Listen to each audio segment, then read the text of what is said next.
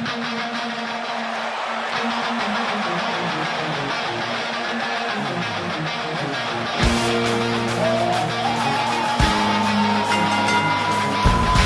following contest is a Hell in a Cell match. Making his way to the ring from Orlando, Florida, weighing in when it comes to dangerous matches, Byron, it doesn't get any more dangerous than Hell in a Cell. No, it does not, Michael. And to be honest, being so close to this gigantic structure is making it a little difficult for me to concentrate. Welcome to the jungle. We got fun and games. We got everything you want.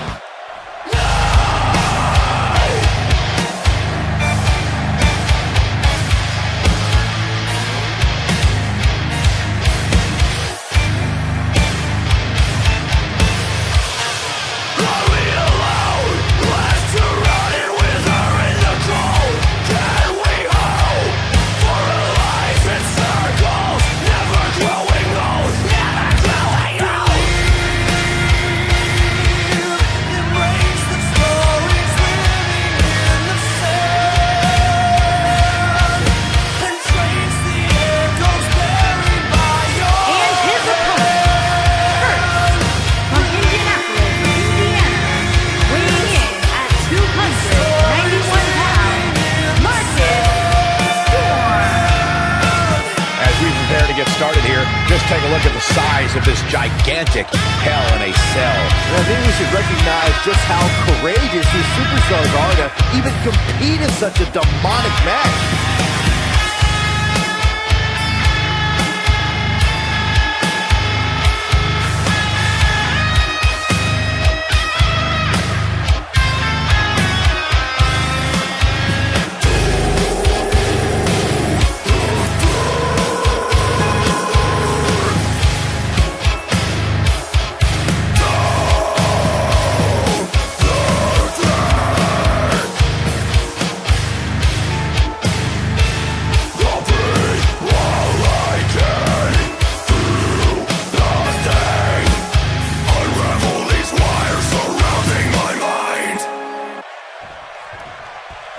And we're underway, guys, with this highly anticipated triple threat match.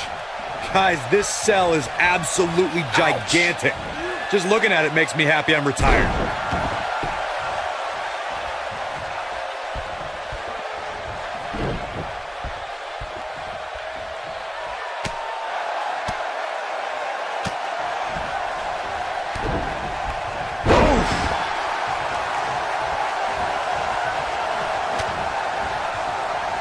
What a strike!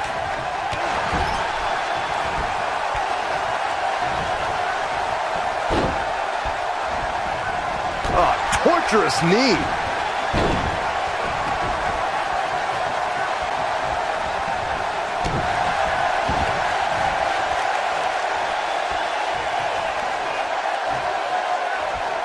Nailed it. He's going for a pin attempt. That was nowhere near a 3 count. Not yet.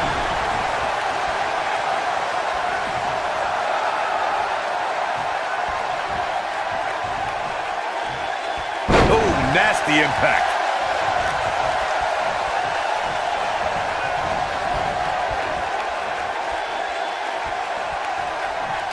Trust me, if you're a WWE superstar, this is not where you want to be. No way. Toss to the outside. Some superstars who have competed in a triple threat match feel it's a good idea to have both a finishing move that brings you to a pinfall attempt on your opponent and a submission move that can make your opponent tap out. Given the chaotic and unpredictable nature of a triple threat, that sounds like a good plan to me.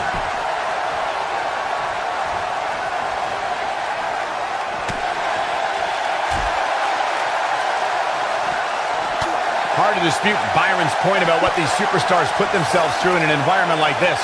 For whatever reason, when the Hell in a Cell structure is in place, superstars willingly push the boundaries of physical punishment. And then there's people like Shane McMahon who just take that to a whole other level. Ooh, what impact.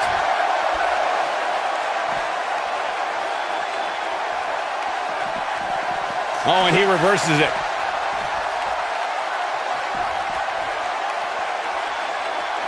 Of course, guys, we all remember when the Hell in a Cell debuted in 1997 and how harrowing the structure looked. But it's worth noting that the cell has become even more ruinous in recent years.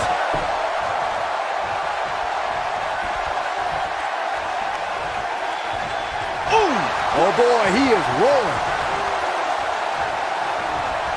Nobody controls the pace of a match quite like this guy. The no disqualification stipulation in a triple threat match can take the battle in many directions, and each one is more unexpected than the next.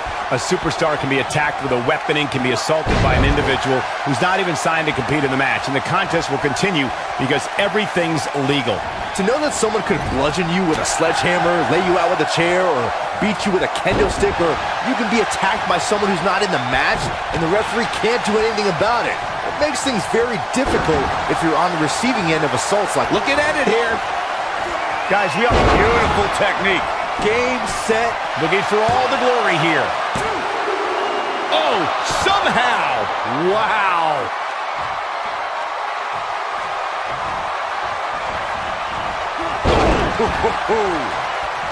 The shoulders are down. Barely at 2.5. He needs to change something fast, guys.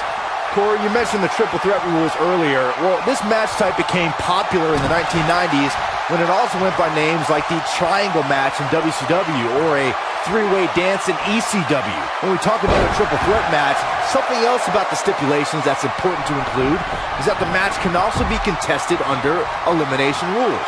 For more than 25 years, triple threat style matches have been mainstays in sports entertainment. Triple threats are utilized to crown a champion, establish a #1 contender, or just to settle a score between three superstars who can't get along.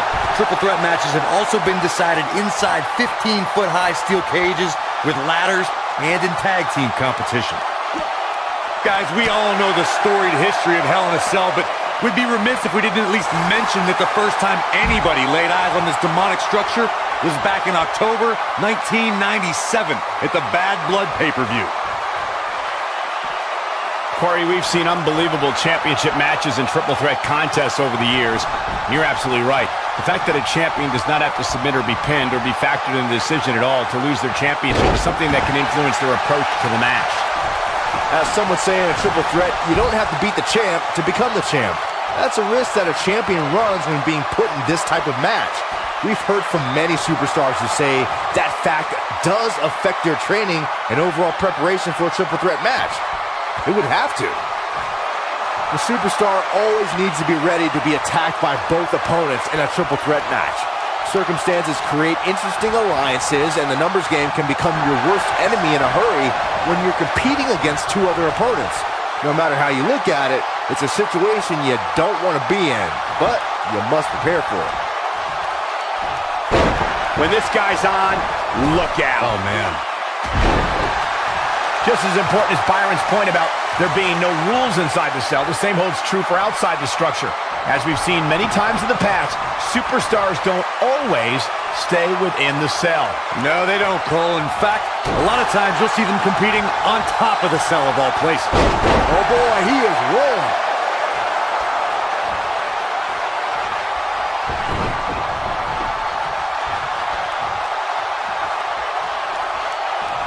At 2016's Clash of Champions, it was another classic triple threat match for the Raw Women's Championship. It was Bayley versus the Boss, Sasha Banks, versus the champion, Charlotte Flair. The match started out more like a singles match between the Boss and the Queen. Bayley learned very quickly it was every woman for herself.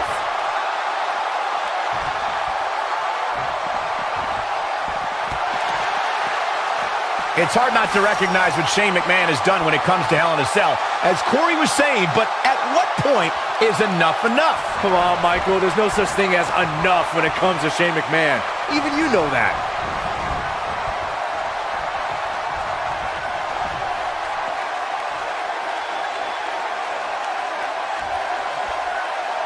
Of course, guys, we all remember the 1998 battle between Mankind and Undertaker. And all these years later, fans still refer to it as one of the greatest Hell in a Cell matches. Here's the cover for the win! Didn't have to dig very deep to kick out of that one. What a kick out.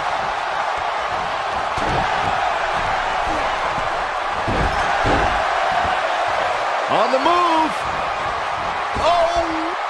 As Michael was saying, I will never forget the Mankind-Undertaker match. Just the sight of Mankind flying through the air is something that will be ingrained in my memory forever. Yeah, and while Mankind's the story of that match, I think a lot of people forget it was actually Undertaker who walked out of that match victorious.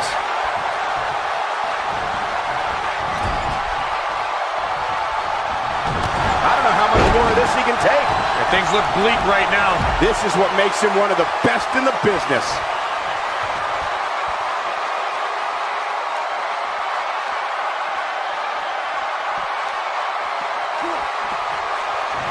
You can bet every superstar on the roster is crowded around the monitors in the back to see which one of these guys comes out victorious. This might be it! Oh, my!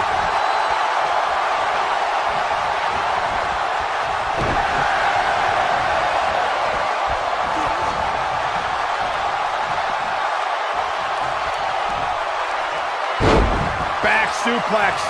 Oh, looking for another, it looks like.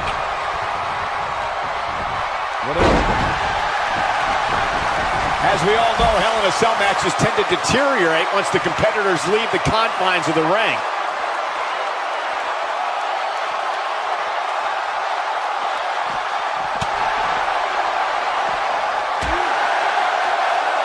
I don't know about you guys, but for me, there is no greater thrill than being at the announce desk for a Hell in a Cell match.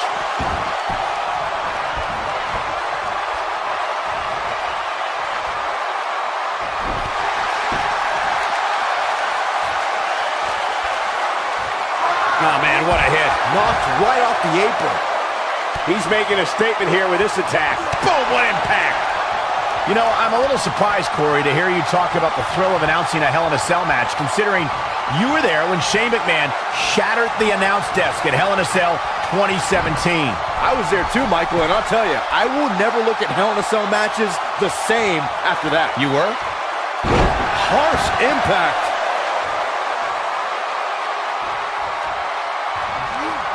Escapes trouble there.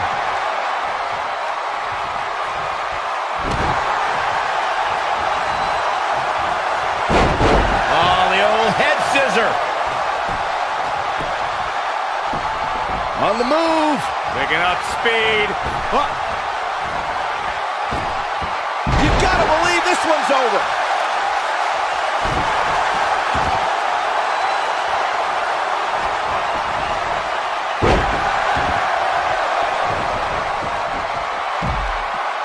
Guys, I think it needs to be said that yes, while we all are enjoying watching this match, you cannot deny the real dangers these superstars are presented with here tonight.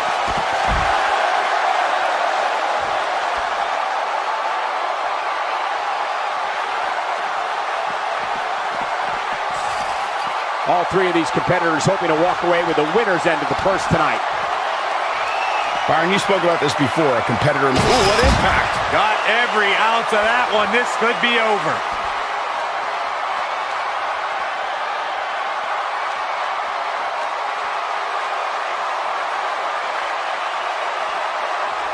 Gentlemen, I think we can all agree that we've seen some pretty special moments over the years. But for me, few were more special than getting the opportunity to call the first ever women's Hell in a Cell match back in October of 2016.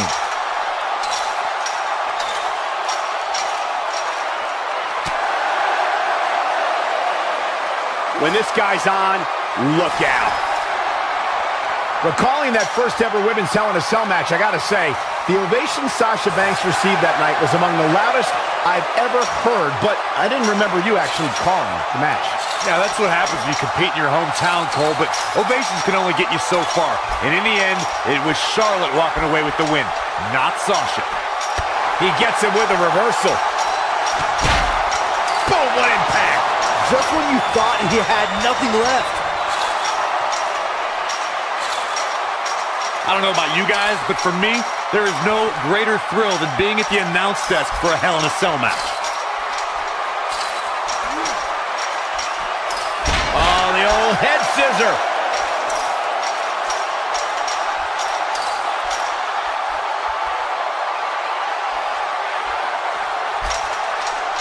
Taking on some moderate offense here. Going to need to start playing a little better defense.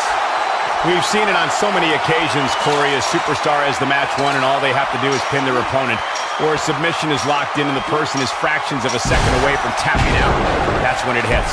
The third participant in the match comes in to break things up and launch an attack on their own. There is no time to spin. Warm up the bus. This one is over. He's not going to like this.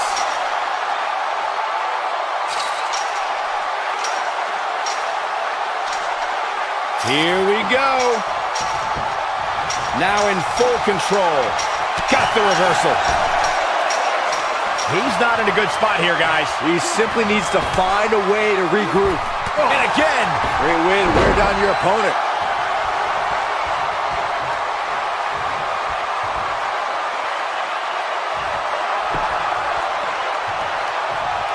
These competitors trying to keep their wits about them.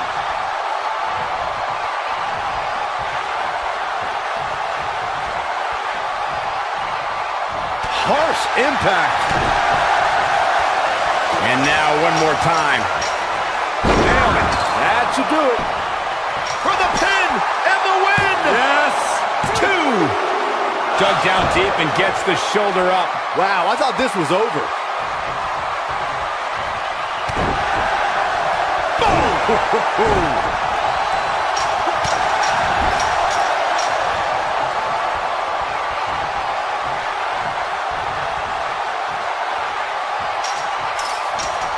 Guys, we all know the storied history of Hell in a Cell, but we'd be remiss if we didn't at least mention that the first time anybody laid eyes on this demonic structure was back in October 1997 at the Bad Blood pay-per-view. This is going to be big, one way or another.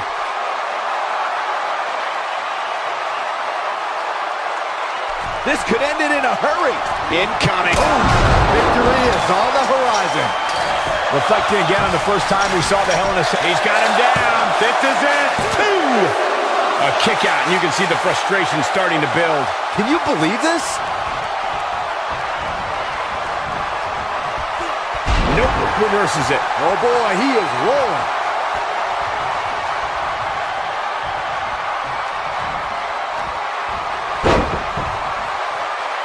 Elbow drop. Now back to the ring. Well, that'll do some serious damage. He's making a statement here with this attack. Not so fast. Perhaps thinking about what to do next here. Well, better not think too long, though. Boom! Michinoku driver. We've got to cover. 1, 2, 3. Nobody controls the pace of a match quite like this guy. Oh, he turns it around. Super kick! That's how you put an exclamation point on the end of them. Will this be enough?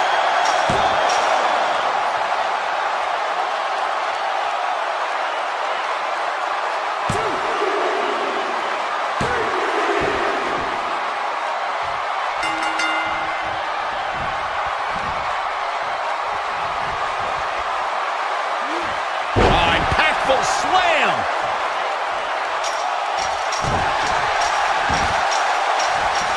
He's going for it all.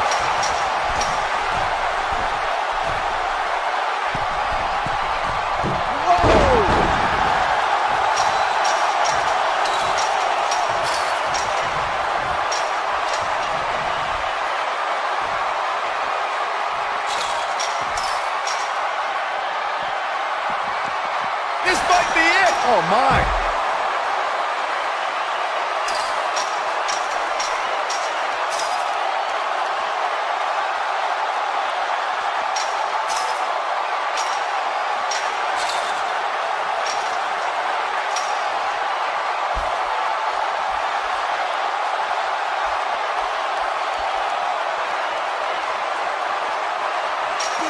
Oh, the old European uppercut. Headbutt! Oh, what impact! How much more punishment needs to be dished out? Just finish it! The triple threat match is definitely beginning to test his mettle.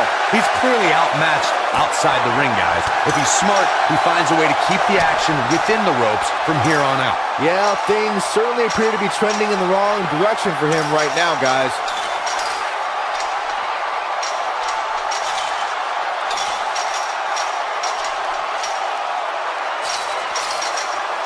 I'm having a hard time figuring out what they're going to do next.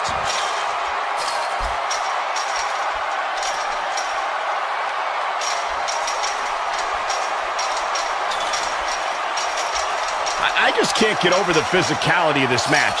It has been absolutely brutal.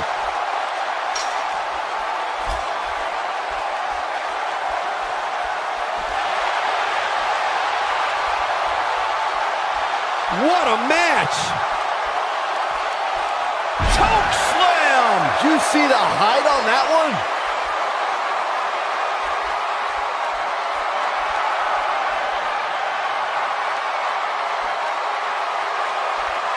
Taking a bit of a beating so far, but nothing that... That might just be the final nail in the coffin. It gets more and more impressive each time we see it. We got to cover. 1, 2, 3. There's the pinfall. And... Getting ready for bed at a regular time is one of the most important habits you can learn. David has probably never stopped to think what a wonderful thing sleep is.